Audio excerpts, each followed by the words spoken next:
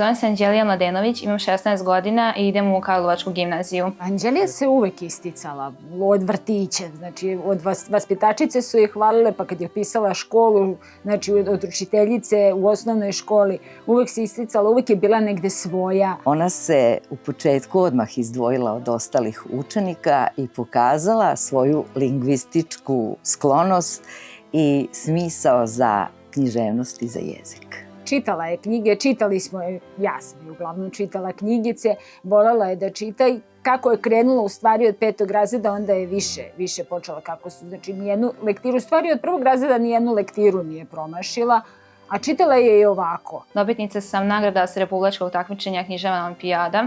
Osvojila sam i 2. i 1. mesto na republičkom takmičenju. Takođe, dobila sam sertifikat iz ruskog jezika za B1 nivo. Ona je bila veoma vredna, mnogo je čitala za razliku od druge dece i samim tim lako je spoznavala suštinu književnog dela, a onda i života. Naravno, to je prirodno. Na primjer, omiljena knjiga mi je 1984. Georgea Orwella. Takođe volim i Stakleno zvono Silvije Plath i Metamorfozu Kafke. Što mi je prvo zapalo za oko jeste njen stil oblačenja. Od toga sam bila kreativna, tako da volim da crtam, slikam, ponekad pišem pesme.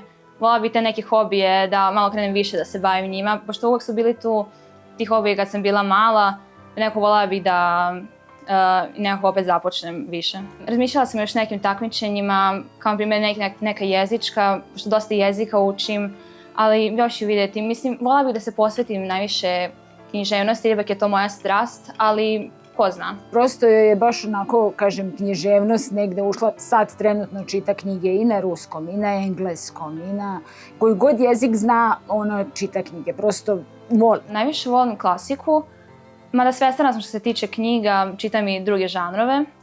Kad sam bila mala, najviše sam volila da čitam naše narodne bajke, a onda sad volim neke dosta ozbiljnije stvari. Ona je vrlo, pre svega, inteligentna, vrlo iskrena osoba, dobronamerna, duhovita i vrlo uporna u svim svojim ciljevima.